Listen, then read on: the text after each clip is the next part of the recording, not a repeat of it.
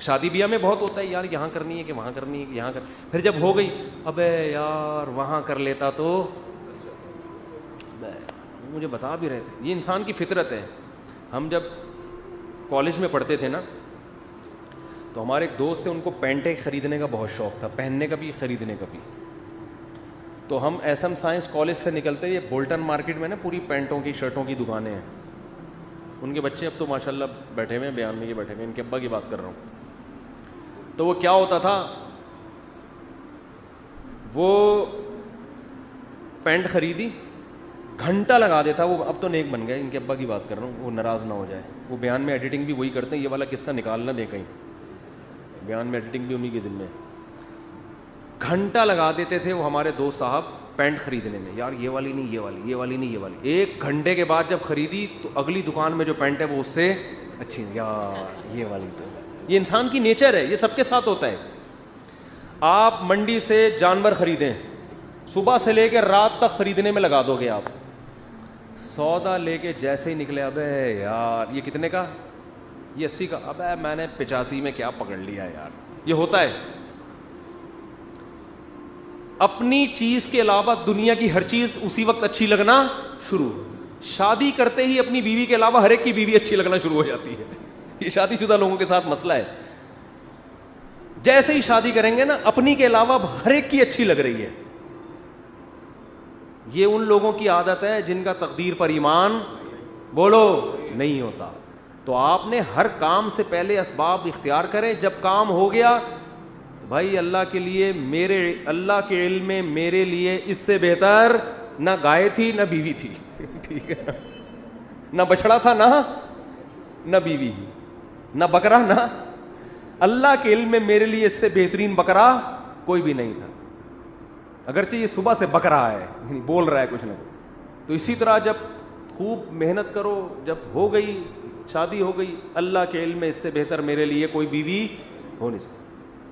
اس کی خامیاں ہیں یار، خامیاں تو سب میں ہوتی ہیں. ہمارے حضرت فرمایا کرتے تھے کہ جب تک شکر کا جذبہ پیدا نہیں ہوگا، جب تک یہ عقیدہ نہ رکھیں کہ جتنی خوبصورت میری بیوی ہے، چاہے وہ جتنی ٹیڑھی میڑھی ہو، آڑی ترچھی، اللہ کے علم میں میرے لیے اس سے خوبصورت کوئی بھی نہیں تھی. وہ ہوں گی بہت ساری، وہ میرے لیے اللہ نے پیدا ہی نہیں کی. میرے لیے جتنی عورتیں تھیں نا ان میں سب سے خوبصورت یہ تھی. جب تک یہ جذبہ نہیں ہوگا آپ کو سکون. اور عورت بھی یہ سوچے بھائی جتنے میرا میاں کتنا ہی آڑا، ڈینٹنگ پینٹنگ کا بہت کام ہے اس میں، ٹھیک ہے نا، بہت کام ہے، لیکن اللہ کے علم میں میرے لیے اس سے بہتر ہسبینڈ ہو نہیں سکتا. وہ ہوں گے. وہ خواتین کی بھی عادت ہے ناشکری والی. عورتیں اکثر اپنے میاں سے بحث کر رہی ہوتی ہیں، اس کے میاں کو دیکھا وہ تو یہ شاپنگ کراتا ہے، وہ تو یہ خریداری کرتا ہے. اس کے میاں میں جو خامیاں ہیں وہ بیان نہیں ہوتی. ایک صاحب کہنے لگے، ایک خاتون نے کہا کہ بھئی وہ انگریز شوہر ہے، وہ اتنا تھینک یو، اتنے اچھے اخلاق سے اپنی بیوی سے بات کرتا ہے، اور ایک آپ وہ گالیوں سے بات شروع کرتے ہو، گالیوں پہ ختم کرتے ہو. تو میں نے کہا گالیاں والی تو نہیں دینی چاہیے، لیکن اس کو بولو یہ جو انگریز ہوتے ہیں نا، صرف تھینک یو کے علاوہ ایک دھیلا اپنی بیوی کو دے کے دکھائے. تو آپ اپنی وائف سے بولو کہ سارا نان نفقہ میرا معاف کر دو، گیس بجلی کا بل معاف کر دو. پھر اور اس ہر نوٹ کے بدلے میں ایک تھینک یو. نہیں ہاری بات، ہر نوٹ کے بدلے میں ایک تھینک یو. تو تھینک یو کی گردان پوری بیٹھ کے سنا دے گا. زندگی میں کبھی اس کی پیشانی میں بل نہیں آئے گا. تو یہ انسان کی نیچر ہے. دوسرے کی خامیاں نظر نہیں آتی، خوبیاں، اور اپنے والے کی خوبیاں نظر نہیں آتی، خامیاں نظر آتی ہیں. یہ مرد کے ساتھ بھی ہوتا ہے، عورت کے ساتھ بھی. لیکن جن کی طبیعت میں اللہ نے شکر کا جذبہ رکھا ہے، تقدیر پر ایمان رکھا ہے، وہ کہتے ہیں اللہ کے علم میں میرے لیے اس سے بہتر کوئی بھی نہیں.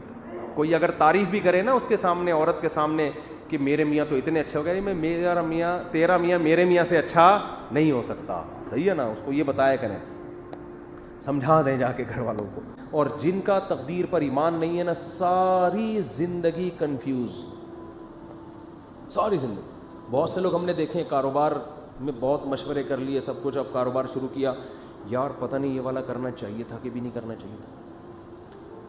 ہماری ایک ریلیٹو خاتون تھی، ان کا انہوں نے اپنے بچے کو کون سے اسکول میں پڑھانا ہے 6 مہینے لگا دیے ان کی کھوپڑی میں بات. پھر اسکول میں ایڈمیشن کروایا تو ٹینشن, وہاں والا زیادہ اچھا تھا یہاں والا. یہ کنفیوژن اس کو ہوتی ہے جس کا تقدیر پر ایمان. بھائی آپ نے اسباب اختیار کر کے ایک فیصلہ کر لیا, فتوکل علی اللہ, کیا کرنا ہے اللہ پہ توکل. بہت مشکل ہے بات سمجھانا اس زمانے میں. تقدیر کا جو عقیدہ شریعت نے بیان کیا ہے اس کا بھی لوگ غلط استعمال کر رہے ہوتے ہیں, غلط جگہ فٹ کر رہے ہوتے ہیں اس کو. ہمارا عقیدہ ہے نا کہ سب کچھ پہلے سے کیا ہے طے شدہ, موت لکھی ہوئی, رزق لکھا ہوا, حتیٰ کہ جنت جہنم بھی لکھا ہوا ہے. قرآن نے یہ عقیدہ بیان کیا موٹیویٹ کرنے کے لیے, مایوس کرنے کے لیے نہیں. ہم کیا ہو رہے ہیں مایوس کہ یار جب جنت بھی لکھی ہوئی جہنم بھی لکھی ہوئی تو عمل کا کیا فائدہ, جانا تو جہاں ہے وہیں جائیں گے ہم, ٹھیک ہے نا. جب صحت اور موت لکھی ہوئی ہے تو صحت بنانے کا, جب ہر ایک کی عمر لکھی ہوئی ہے تو صبح جاگنگ کی ٹینشن لینے کا. بے بول لو کیا ہو گیا بھائی. بھائی جب لکھا ہوا ہے کہ یہ بندہ 50 سال میں مرے گا, تھوڑا بڑھا لیتے ہیں احتیاطاً 80 سال میں مرے گا, ایک مثال دے رہا ہوں, ہم کیوں جلدی ماریں اس کو 30 سال پہلے. 80 زیادہ ہو جائیں گے پھر تو وہ جاگنگ بالکل بھی نہیں کرے گا, 50 ہی کر لو. فرض کرو یہ بندہ کب مرے گا 50 سال, تو جاگنگ کا کوئی فائدہ ہے صبح صبح اٹھنے کا, کولیسٹرول لیول چیک کرنے کا, شوگر, لڈو, احتیاط, موٹاپا کم کرو, سب ٹوپی ڈرامہ ہے. بھائی موت تو کیا ہے لکھی ہوئی ہے, لکھا ہوا ہے. ہمارے ہاں بہاری, میں بہاری نہیں ہوں لیکن ہمارے دوستوں میں بہاری ہیں, ان کے ہاں مشہور ہے کہ جب انسان کی شامت آتی ہے تو اونٹ پہ بیٹھے ہوئے آدمی کو بھی کتا کاٹ لیتا ہے, حالانکہ کتا وہاں تک, لیکن جب شامت آتی ہے کتے کو اللہ وہاں پہنچا دے, یا اونٹ کو بٹھا دیتے ہیں اس کو. ویسے شرافت سے اونٹ چلتا چلا جا رہا ہے, کتے کو دیکھ کے بیٹھ جاتا ہے زمین. بات بالکل صحیح ہے, جب شامت آتی ہے تو ایسا ہوتا ہے. یہ تقدیر کا عقیدہ ہے کہ جو ہے وہ ہوگا, لیکن مسلمان اس تقدیر کا غلط استعمال کر رہے ہیں. غلط استعمال کیا کر رہے ہیں, عمل کا کیا فائدہ جب جنت جہنم لکھی ہوئی ہے. صحت بنانے کا کیا فائدہ جب صحت اور بیماری پہلے سے لکھی ہوئی ہے. کرونا کا ٹیکہ لگانے کا کیا فائدہ, ویکسین کا کیا فائدہ, وہ تو جو مرنا ہے وہ تو مرے گا. اور اللہ بھلا کرے موٹاپا کم کرنے کا کیا فائدہ. بھائی شوگر لکھی ہوئی ہے تو, ایک شوگر کے مریض بیٹھے ہوئے تھے ایک ہوٹل میں, بچپن کا واقعہ ہے. وہ چائے میں چینی ڈال ڈال کے نا شہد بنا رہا ہے, پینے لگا تو کسی نے بولا بھائی تجھے شوگر ہے مرے گا. اس نے کہا ابے ان چیزوں سے کچھ بھی نہیں ہوتا. اب تک انا للہ ہو چکا ہوگا, مجھے غالب گمان یہی. ابے انسان ایک پھر کہنے لگے انسان کھاتا ہوا مرتا ہوا بھی اچھا لگتا ہے. میں نے کہا ابھی مر نہیں رہا نا اس لیے کہہ رہا ہے, جب مرنے لگے گا کہے گا یار نہ کھاتا ہوا مرتا ہوا اچھا لگ رہا ہے نہ بھوکا مرتا ہوا. مرتا ہوا کوئی بھی کسی کو اچھا نہیں لگتا, اپنے آپ کو بھی نہیں لگتا. آدمی کہتا ہے میں کیوں مر رہا ہوں. تو اسباب مسلمان اختیار نہیں کرتا یہ سوچ کے کہ کیا ہے تقدیر میں, گارڈ نہیں رکھتے نا علماء. بہت سے علماء کو ہم نے دیکھا ہے, اور آج کل اس کو سادگی سمجھی جاتی ہے, سمجھا جاتا ہے. ہم حضرت جی کے پاس گئے, کوئی گارڈ نہیں تھے, ڈائریکٹ گلے ملے ان سے جا کے. اتنے سادہ اللہ, اتنے نیک. بھائی اللہ بچائے, میں کسی بزرگ کو بے وقوف نہیں کہہ رہا, لیکن عمل سے تو یہی لگ رہا ہے اگر آپ مشہور ہیں اور خطرہ ہے اور آپ کے گارڈ نہیں ہے تو کیا ہے, بولو حماقت ہے نا یہ. کیا کراچی میں تو ایک جو جس کے نہیں بھی خطرہ ہوتا وہ بھی مر جاتا ہے. کسی بھی وقت کراچی میں کوئی کسی کی جیب میں کسی بھی ٹائم پہ بم رکھ سکتا ہے کہ نہیں رکھ سکتا. یہ آپ کو پتہ ہے اتنے ہیروئنچی کہاں گئے. کراچی میں ہیروئنچی ایک دم غائب. مجھے نہیں پتا کہاں گئے, لیکن اڑتی سنی اب اللہ ہی جانے. کہتے ہیں کہ جب شروع میں ٹارگٹ کلنگ ہو رہی تھی, بم دھماکے, تو بہت سے ہیروئنچیوں کو, واللہ عالم صحیح خبر ہے جھوٹی ہے مجھے یقین پتہ نہیں ہے لیکن سنی ہے, لیکن ایک دم سے جو ہیروئنچی شارٹ ہو گئے, توبہ تو نہیں کر سکتے اتنی جلدی کہ سارے دھل دھلا کے نیک ہو گئے ہوں, لیکن شارٹ ہو ایک دم سے ہو گئے. تو بعض خبریں اس طرح کی بھی ہیں کہ بم رکھ کے ان کو جہاں پھٹوانا تھا, کہ کسی نے پیسے کھلائے بھائی تو یہ پڑیا لے وہاں چلا جا, وہ وہاں گیا ڈھین بندہ ہی اڑا دیا. واللہ ہو سکتا ہے جھوٹی خبر ہو. تو ان حالات میں مسجدوں میں سیکیورٹی کا انتظام بولو نہیں. اس کو اچھا سمجھا جاتا ہے آپ کے گارڈ نہیں ہیں, سادگی ہے, اور ماشاءاللہ بہت نیک ہیں, کوئی بھی کسی بھی وقت گلے حضرت جی سے مل سکتا. بہت سے حضرت جی ایسے دنیا میں آئے ہیں جن سے جب کوئی گلے ملائے اس کے بعد دوبارہ وہ کسی سے گلے ملنے کے قابل نہیں رہے. اخبار میں آئے وہ اگلے دن, بہت سے کیسز ہیں. جو ملا وہ بھی گیا. افغانستان میں تو بہت سے امریکیوں سے بہت سے طالبان گلے مل کے انہوں نے کباڑہ کیا ہے. بہت سے رپورٹیں آتی ہیں اس طرح کی نا, وہاں سے خبریں آتی ہیں کہ وہ گلے ملے اور وہ جنت میں بھی اب کیا کر رہے ہیں, جنت میں یا برزخ میں بغلگیری ہو رہے ہیں. وہ چھوڑ ہی نہیں رہا اس کو, کہہ رہے اب تو کہاں لے کر آ گیا مجھے. تو جب ایسے حالات ہوں تو ایسے موقع پہ سیکیورٹی کا انتظام نہ کرنا اور یہ کہنا موت تو لکھی ہوئی ہے, جب آنی ہوگی آ جائے گی, یہ تقدیر کے عقیدے کا صحیح استعمال ہے یا غلط استعمال؟ اس کا مطلب علم ہے, کھوپڑی علم ہے, تقدیر کا علم, آیتیں بھی یاد ہوں گی اس کو جو لکھا ہوا ہے.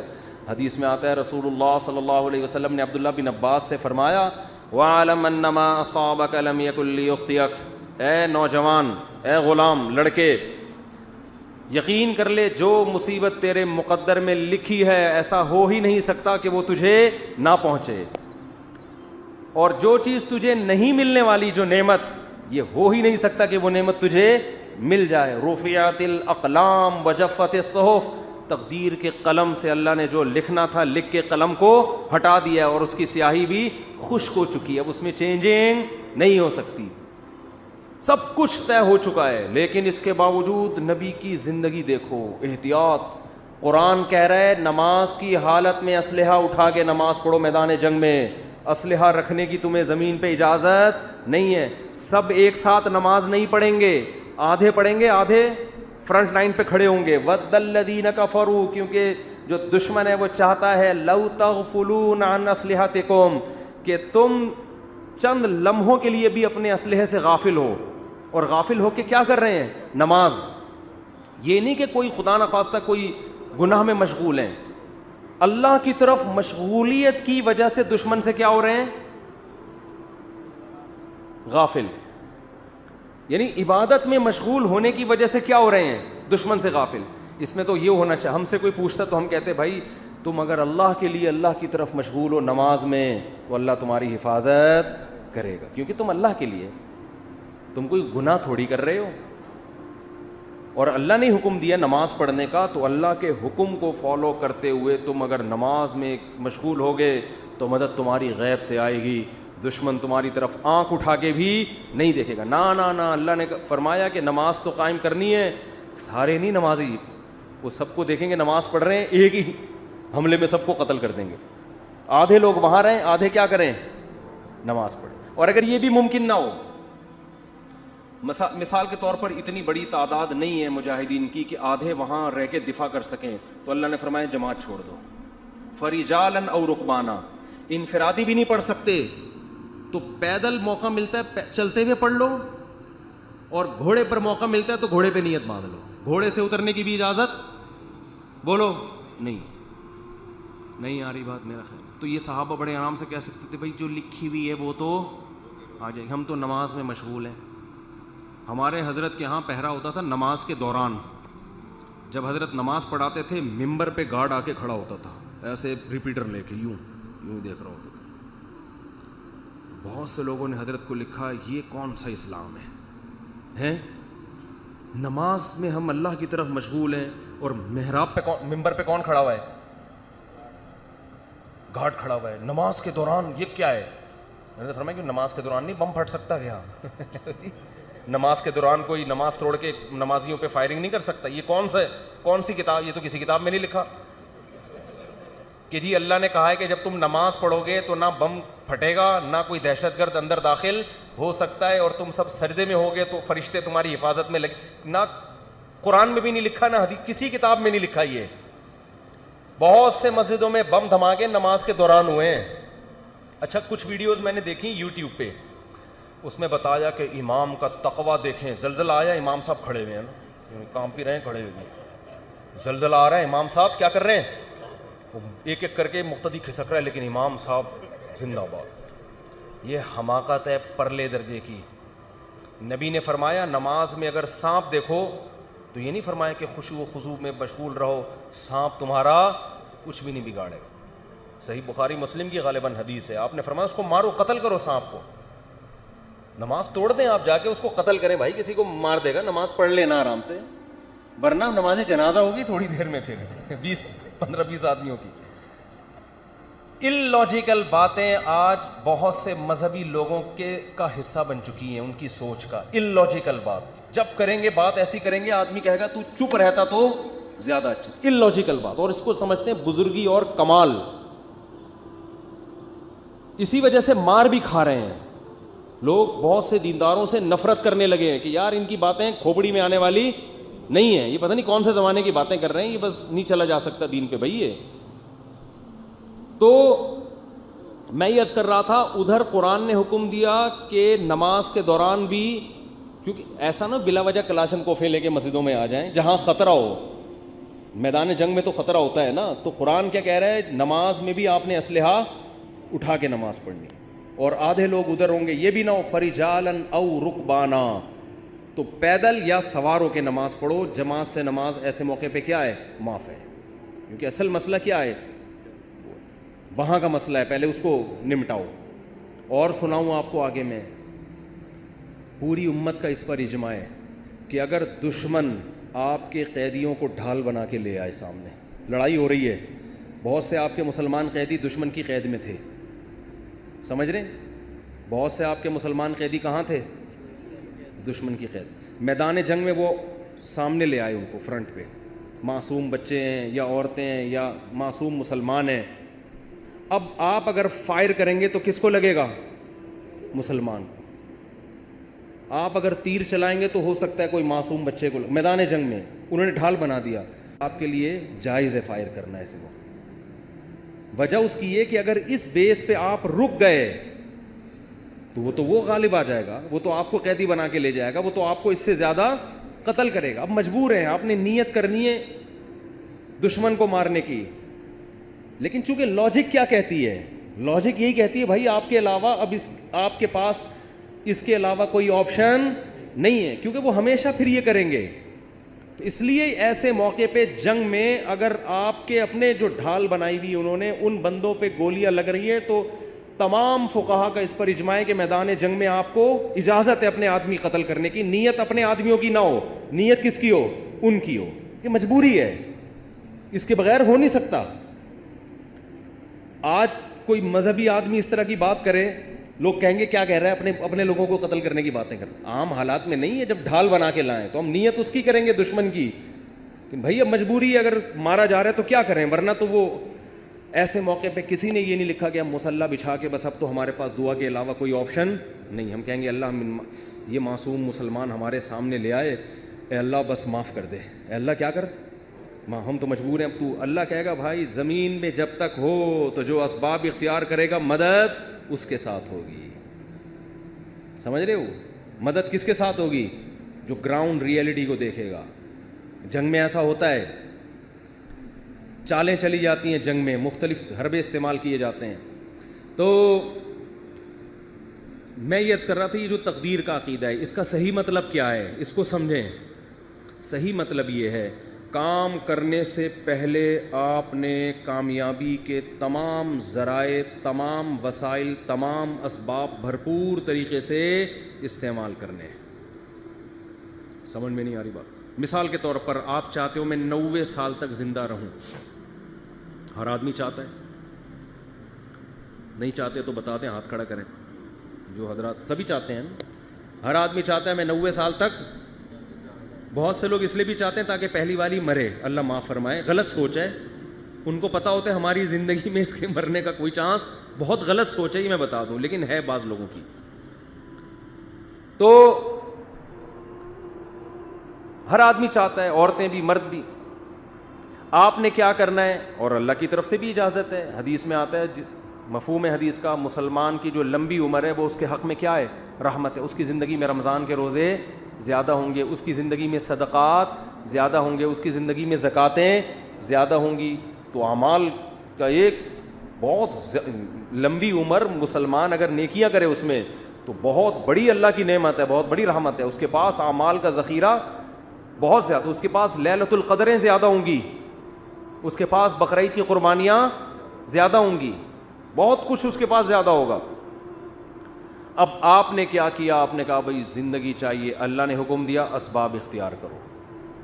سمجھتے ہو جو بھی اسباب, اور ہر چیز کے ماہرین سے پوچھا جاتا ہے کہ اس کا سبب کیا ہے. آپ چاہتے ہو آپ کے پاس W11 ہے, مزدہ ہے, آپ چاہتے ہو کہ یہ لانگ لائف ہو اس کی, تو آپ مفتیوں سے پوچھو گے. آپ کس سے پوچھو گے؟ میکینکس, جو مزدہ کے میکینک ہوتے ہیں. آپ کے پاس 1 to 5 ہے, آپ 1 to 5 کے جو میکینک ہیں ان سے پوچھو گے یار میں چاہتا ہوں جو میری بائک آج جیسی چمک رہی ہے اور جیسی انجن کی پاور آج ہے 20 سال کے بعد بھی یہ ایسی رہی, تو آپ کو بتائے گا بھئی آئل جلدی چینج کر لیا کرو, مینٹیننس کا خیال کرو, یہ کرو وغیرہ وغیرہ وغیرہ. آپ کسی مولانا صاحب کے پاس آؤ گے تو وہ آپ کو اس کا جواب بولو نہیں, وہ یہ بتائے گا کہ یعنی اگر آپ لمبی عمر چاہتے ہو, یہ باڈی بھی تو ایک مشین ہے نا, تو آپ اس کے لیے ڈاکٹروں کے پاس جاؤ گے, علماء کے پاس نہیں. علماء کے پاس صرف یہ پوچھنے کے لیے آؤ گے کہ لمبی عمر کا اسلام میں کوئی فائدہ بھی ہے یا نہیں ہے, یہ بتا دیں آپ مجھے. باقی عمر, صحت کیسے ہوگی, عمر میں اضافہ کیسے ہوگا, یہ کون بتائے گا؟ یہ میں نہیں بتاؤں گا, ٹھیک ہے, یہ میں نہیں بتاؤں گا. یہ کون بتائے گا؟ یہ ڈاکٹر صاحب بتائیں گے. آپ تو اب ڈاکٹروں سے پوچھا جائے گا تو آپ کو ڈاکٹر بتائیں گے بھائی کولیسٹرول لیول چیک کرو وغیرہ جو بھی بتاتے ہیں. اللہ اب وہ الگ بات ہے, خود بہت جلدی مر جاتے ہیں وہ. اکثر ڈاکٹر بیچارے پتہ نہیں کیوں بہت جلدی مر رہے ہیں. مجھے حکیم 99 سال تک زندہ میں نے دیکھے ہیں, 90-99, ڈاکٹر جلدی مر رہے ہیں. یہ عجیب بات ہے, حالانکہ علم ڈاکٹروں کے پاس حکیموں سے جدید علم ہے نا. اس کی وجہ پتہ ہے کیا ہے؟ ڈاکٹر صحت کے اصول بتاتے ہیں, خود اس پر عمل کرتے نہیں ہیں. سگریٹ کے آپ ان سے تقریر کروا لو, سگریٹ کے اتنے نقصان, خود 6 ڈبے ایک دن میں خالی کر رہے ہوں گے. تو باتیں کرنے سے صحت نہیں بنتی ہے. حکیموں کو ہم نے دیکھا ہے جو بیسک صحت کے اصول ہیں نا ان کو فالو کر رہے ہوتے ہیں. رات کو جلدی سونا, صبح جلدی اٹھنا, صبح لمبی واک کرنا, تھوڑا کھانا, یہ بیسک اصولوں پر 90-95 سال کے ہم نے بہت دیکھے ہیں. تو وہ بیسک اصولوں کو نا لے کے چل رہے ہوتے ہیں. خیر, تو آپ کو پتہ چل گیا بھائی صحت کا یہ اصول ہے, تو آپ نے جاگنگ شروع کر دی, جم جانا شروع کر دیا, یہ بھی ہو گیا, وہ بھی ہو گیا. اونٹ پہ ایک دن بیٹھے پاگل کتے نے کاٹ لیا آپ کو اور آپ کیا ہو گئے؟ مر گئے, ہسپتال میں پڑے ہیں. یہاں تقدیر کام آئے گی. اب آپ نے غم نہیں کرنا یار میں نے تو اتنا کچھ کیا, میں نے یہ, میں یوں. تو ایسے موقع پہ یہ اس موقع کی حدیث ہے, وَعْلَمْ أَنَّمَا أَصَابَكَ لَمْ يَكُنْ لِيُخْطِئَكَ. نبی حضرت عبداللہ بن عباس سے فرما رہے ہیں کہ یقین کر لے جو مصیبت تجھے پہنچی ایسا ہو ہی نہیں سکتا تھا کہ وہ نہ پہنچے. بس اللہ نے مقدر یہی کیا ہوا تھا. تم نے اپنے اسباب اختیار کر لیے, تمہیں ثواب مل گیا, لیکن اللہ نہیں چاہتا تھا. بات آ رہی ہے سمجھ میں؟